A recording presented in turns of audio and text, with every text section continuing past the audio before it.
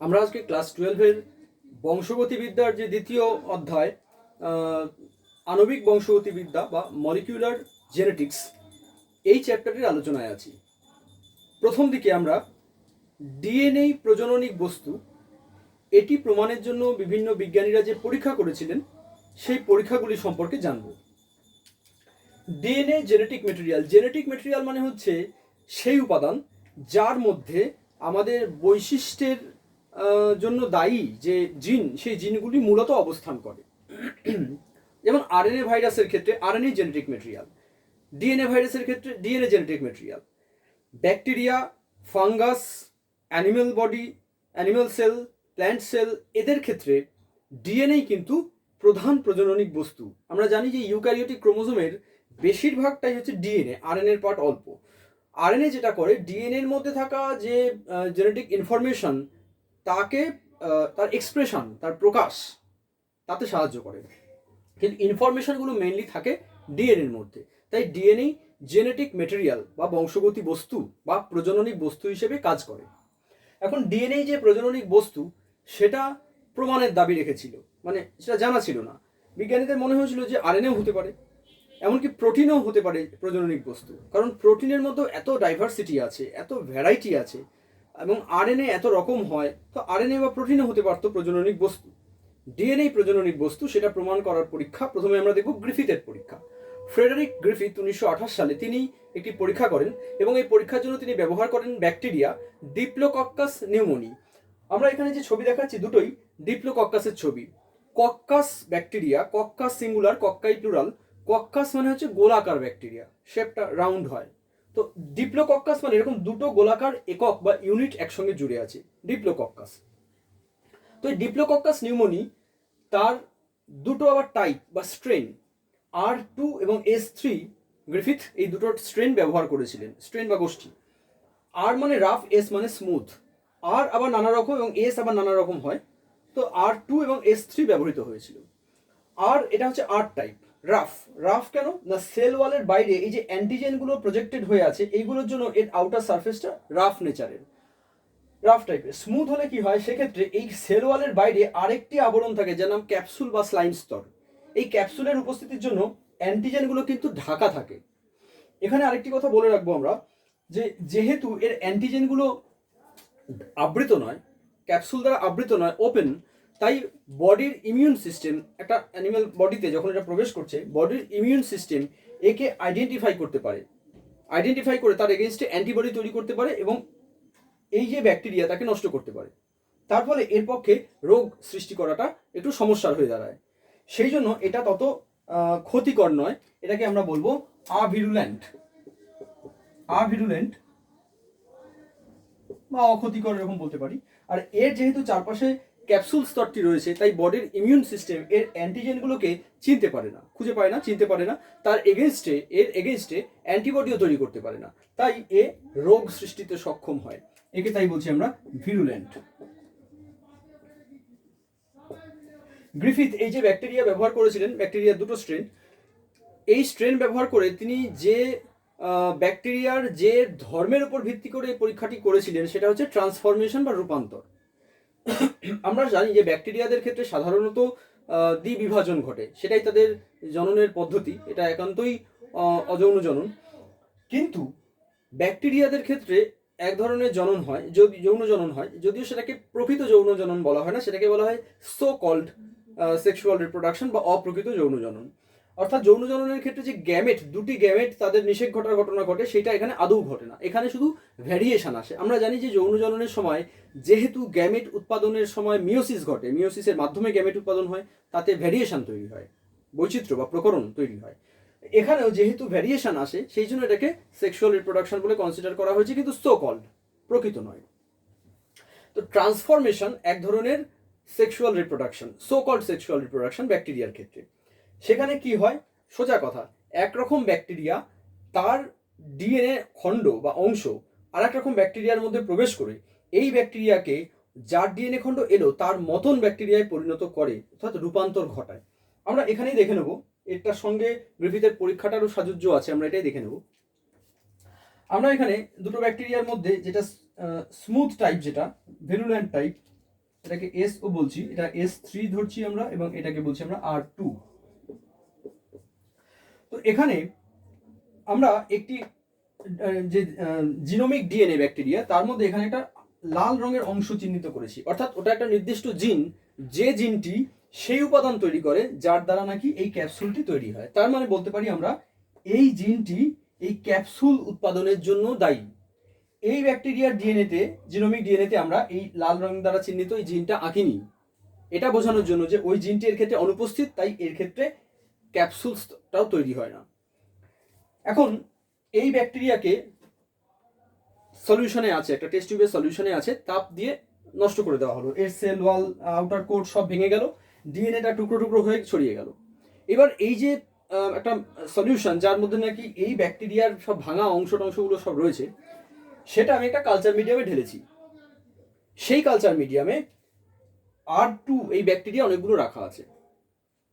ট্রান্সফরমেশনের ঘটনাটা কি না, এই যে ডিএনএ অংশটি, এটা যদি কালচার মিডিয়ামে এরকম টুকরো অনেকগুলো ছড়ানো আছে, এটা এর মধ্যে প্রবেশ করবে। প্রবেশ করার জন্য সিস্টেম বা মেকানিজম এর ব্যাকটেরিয়ার মধ্যে আছে, কারণ ওর নিজের চায় ট্রান্সফরমেশন ঘটুক। কিরকম উপাদান না, এর সেল ওয়ালে রিসেপ্টর আছে, নির্দিষ্ট রকম রিসেপ্টর।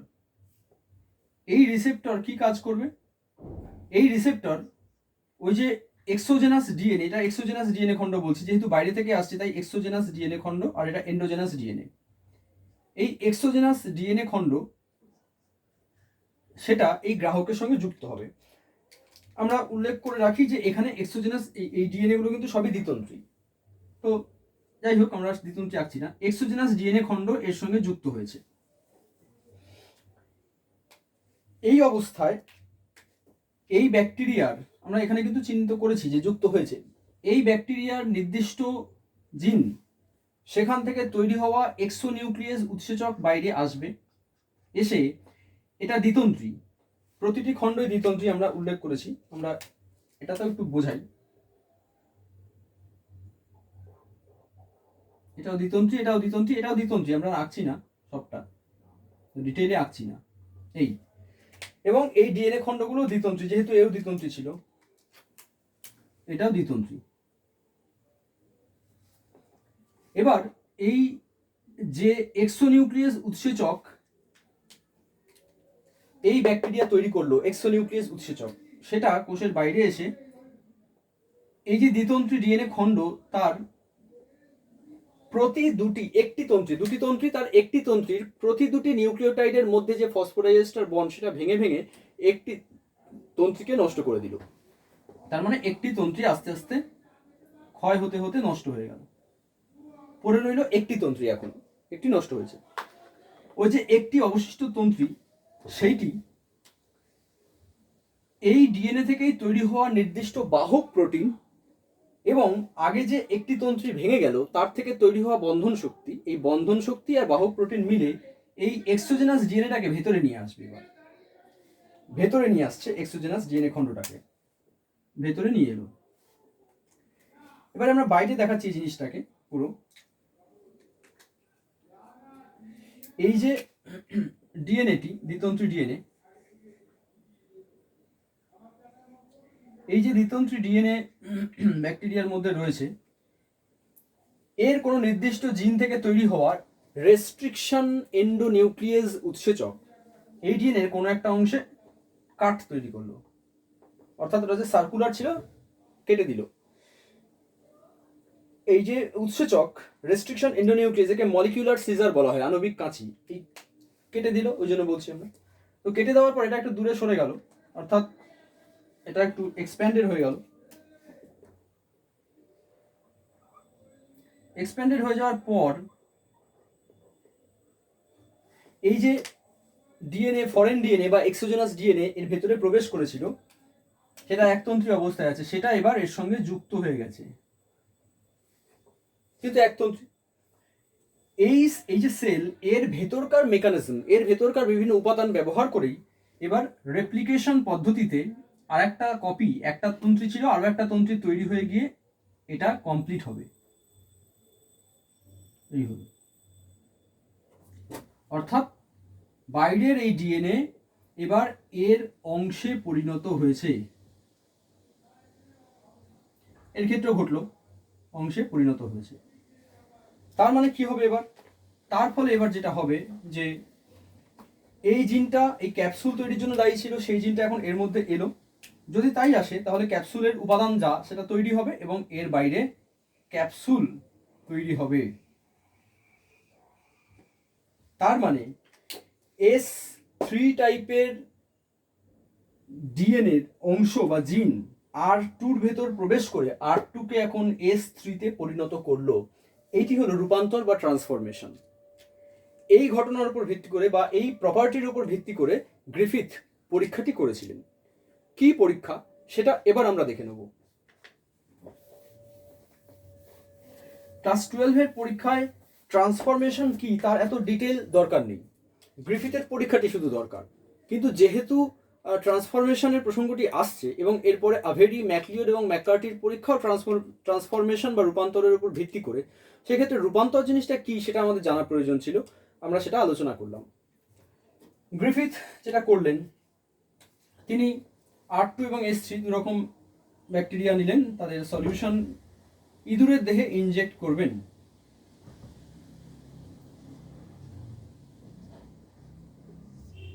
তো কোনো একটা নির্দিষ্ট ইঁদুরের দেহে প্রথমে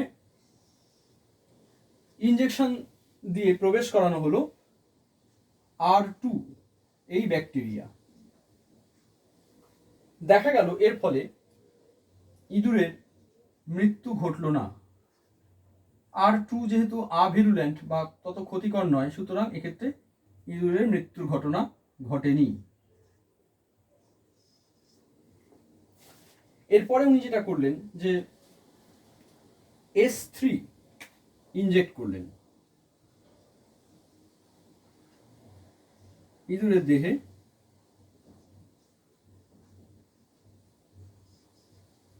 তিনি ইনজেকশনের মাধ্যমে প্রবেশ করালেন S3, অবশ্যই জীবন্ত। দেখা গেল S3 যেহেতু ভিরুলেন্ট টাইপ, তাই S3 ইনজেক্ট করার ফলে ইঁদুরের কিন্তু মৃত্যু ঘটেছে।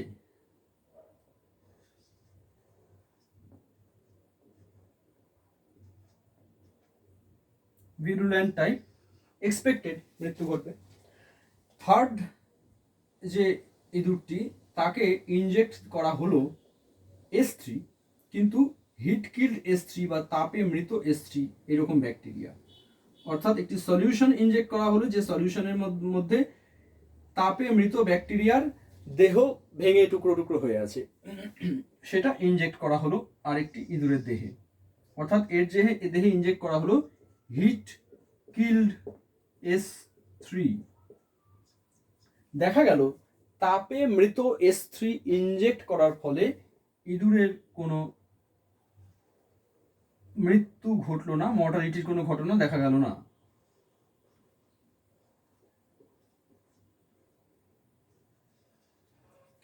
ফোর্থ সেট, সেখানে তিনি ইনজেক্ট করলেন একটি মিশ্রণ, যে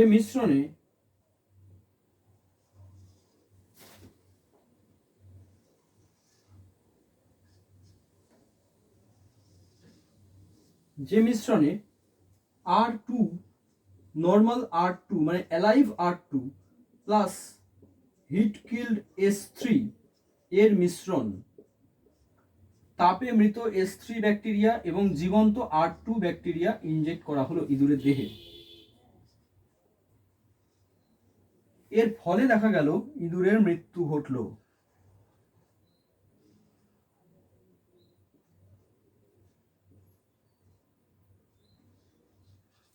এখন এর কারণ কি?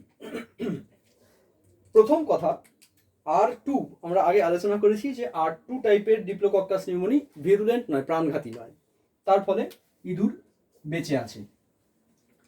S3 এটা ভিরুলেন্ট, প্রাণঘাতী, রোগ সৃষ্টি করলো, নিউমোনিয়া জাতীয় রোগ, তার ফলে ইঁদুরের জীবন নেই, ইঁদুর মারা গেছে। হিট কিল্ড S3 যেখানে ব্যাকটেরিয়া নিজেই মরে গেছে, ভেঙে টুকরো টুকরো হয়ে গেছে, তো তার পক্ষে রোগ সৃষ্টি করা সম্ভব না, সেই জন্য ইঁদুর বেঁচে থাকলো। কিন্তু এটির ক্ষেত্রে ইঁদুর বেঁচে আছে, এটির ক্ষেত্রে ইঁদুর বেঁচে আছে, কিন্তু এই দুটোর মিশ্রণের ফলে ইঁদুর মারা গেল। হিট কিল্ড S3 আর অ্যালাইভ বা জীবন্ত R2 মিশ্রণ দেওয়ার ফলে ইঁদুরের মৃত্যু ঘটলো। এর কারণ হিসেবে গ্রিফিথ যেটা বলছেন সেটা হচ্ছে যে হিট কিল্ড S3 এর কোনো উপাদান, সেটা ডিএনএ হতে পারে, আরএনএ হতে পারে বা প্রোটিন হতে পারে, এই তিনটেকেই মূলত বিজ্ঞানীরা তাদের সম্ভাব্য জেনেটিক মেটেরিয়াল এর তালিকায় রেখেছিলেন যে কোনটা হতে পারে। হিট কিল্ড S3 কোনো উপাদান R2-র ভেতর প্রবেশ করে R2-কে S3-তে পরিণত করেছে, কারণ পরবর্তীকালে ইঁদুরের রক্ত সংগ্রহ করে বিশ্লেষণ করে তার মধ্যে জীবন্ত S3 পাওয়া গিয়েছিল। তাহলে এর মধ্যে S3 এলো কোথা থেকে? S3 তো জীবন্ত অবস্থায় ইনজেক্ট করা হয়নি। তাহলে যেটা সম্ভাবনা সেটা হচ্ছে হিট কিল্ড S3-র কোনো উপাদান R2-র ভেতর প্রবেশ করে R2-কে S3-তে পরিণত করেছে, তার ফলেই ইঁদুরের মৃত্যু ঘটেছে এবং তার দেহে S3 পাওয়া গিয়েছে। আমরা এর আগেই ট্রান্সফরমেশন কিভাবে ঘটতে পারে, R2 কিভাবে S3-তে পরিণত হতে পারে সেটা আমরা দেখিয়েছি। যাই হোক, গ্রিফিথের এই পরীক্ষায় গ্রিফিথ এর কোনো উপাদান বললেন, হিট কিল্ড S3-র কোনো উপাদান এটা ঘটাতে পারে, ট্রান্সফরমেশন ঘটাতে পারে, কিন্তু সেই উপাদানটা কি, ডিএনএ, আরএনএ না প্রোটিন, সেটা গ্রিফিথ প্রমাণ করে যেতে পারেননি। পরবর্তীকালে বিজ্ঞানী আভেরি, ম্যাকলিওড এবং ম্যাককার্টি তারা তাদের ট্রান্সফরমেশন সংক্রান্ত পরীক্ষার মাধ্যমে এইটি প্রমাণ করেন। ট্রান্সফরমেশন সংক্রান্ত ওই পরীক্ষাটিও আমরা এবার দেখে নেব।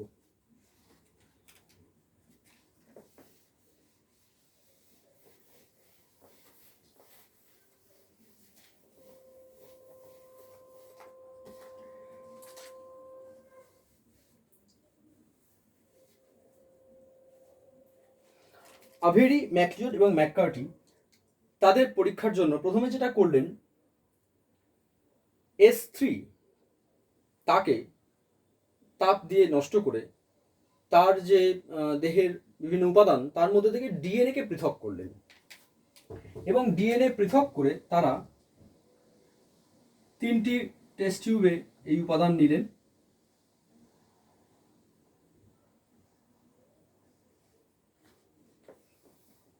আমরা পরে সেটাতে আসছি, আগে আমরা মেইন জিনিসটায় আসি। প্রথমে যেটা দেখাবো আমরা, যে একটি পেট্রি ডিশ নেওয়া হলো। পেট্রি ডিশ এরকম কাঁচের পাত্র, তো কানা উঁচু প্লেটের মতো, ফাইবারেরও হয়।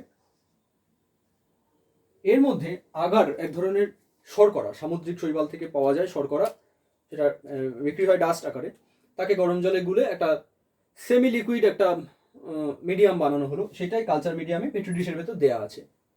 এর মধ্যে সামান্য কিছু R2 ব্যাকটেরিয়া দেওয়া হয়েছে। R2 ব্যাকটেরিয়া, আমরা R2 এটাকে এই কালার দিয়ে বোঝাবো। যথারীতি কালচার মিডিয়ামে পেট্রি ডিশের ভেতরে R2 ব্যাকটেরিয়ার একটা কলোনি বা উপনিবেশ তৈরি হয়ে যাচ্ছে, আমরা এটা কিছুদিন পর দেখতে পাচ্ছি। মানে গ্রিফিথের পরীক্ষায়, ওই আভেরি, ম্যাকলিওড এন্ড ম্যাককার্টির পরীক্ষায় দেখা গিয়েছিল যে এর ভেতরে প্রচুর R2 ব্যাকটেরিয়া তৈরি হয়েছে, আমরা বলছি R2 কলোনি তৈরি হয়েছে। তাহলে এটাকে বলছি R2 কলোনি, মানে উপনিবেশ। দ্বিতীয় একটি পেট্রি ডিশ, তাতে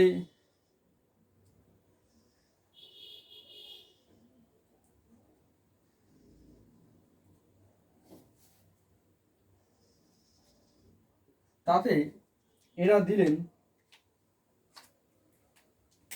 হিট কিল্ড S3, তাপে মৃত S3 ব্যাকটেরিয়া এখানে দিলেন।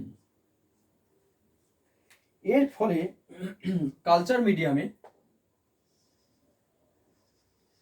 কোনো S3 কলোনি তৈরি হতে দেখা গেল না। এখানে নো S3 কলোনি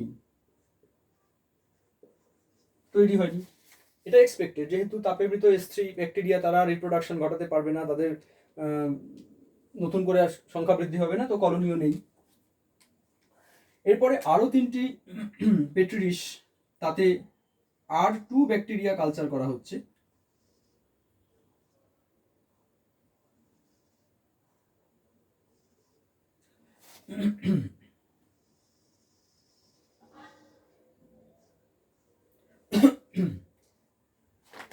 আচ্ছা, আমরা এখানে একটু সংক্ষেপে থেকে দেখাই। R2 এটাতে আছে, এর সঙ্গে আরো একটি উপাদান মেশানো আছে, সেই উপাদানটি হচ্ছে সেরাম।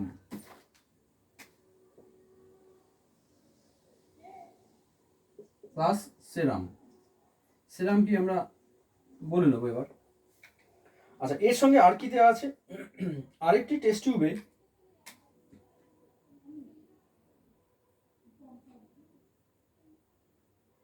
আমরা সরাসরি এটাকে দেখাচ্ছি এরকম।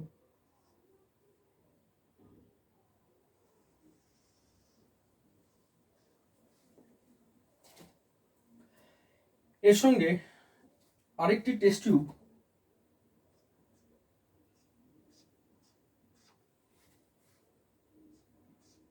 যে টেস্ট টিউবে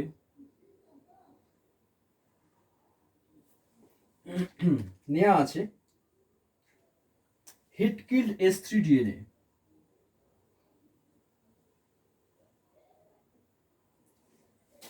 হিট কিল্ড S3 DNA উপাদান মানে একটা টেস্ট টিউবের মধ্যে নেওয়া আছে, তার মধ্যে কি আছে, heat killed S3 DNA plus এর মধ্যে এক ধরনের এনজাইম দিয়ে দেওয়া হয়েছে, যে এনজাইমটাকে আমরা বলছি প্রোটিয়েজ, প্রোটিন ভঙ্গক উৎসেচক প্রোটিয়েজ।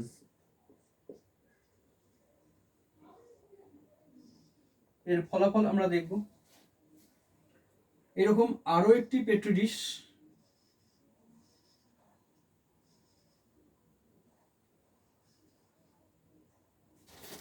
তাতেও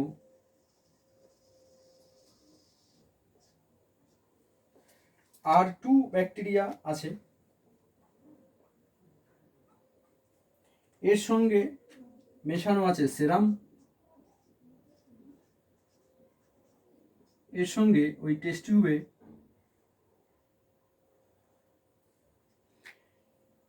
দেওয়া আছে heat killed S3 DNA, heat killed S3 DNA, আর তার সঙ্গে মেশানো আছে RNase উৎসেচক। এনজাইমটা প্রত্যেক ক্ষেত্রে আলাদা হয়ে যাচ্ছে। তৃতীয় আরেকটি পেট্রি ডিশ, তাতেও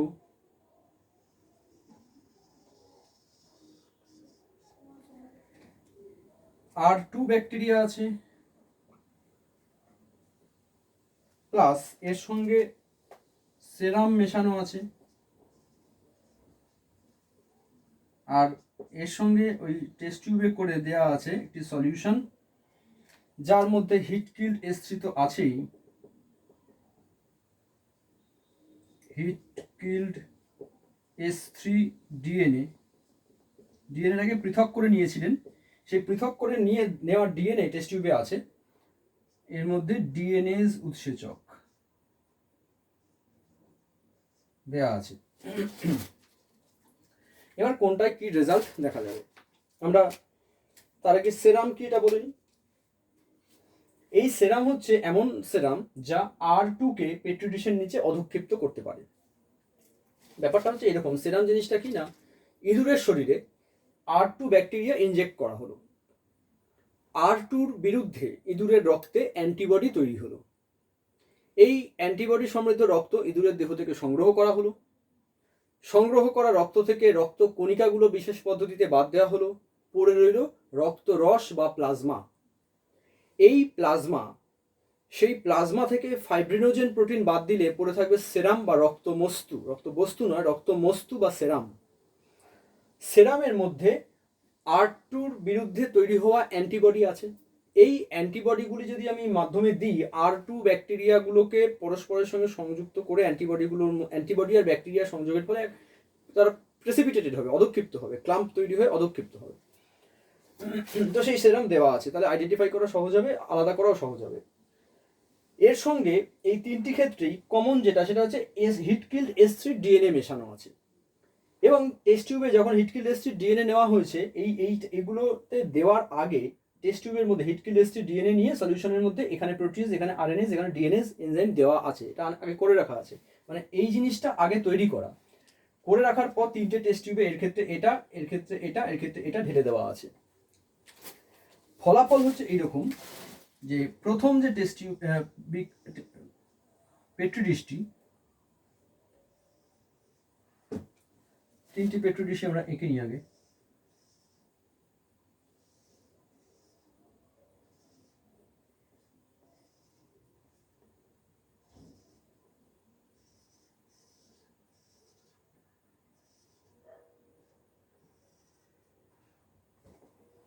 পেট্রি ডিশে প্রথমটায় দেখা যাচ্ছে যে এখানে প্রচুর S3 ব্যাকটেরিয়ার কলোনি তৈরি হলো,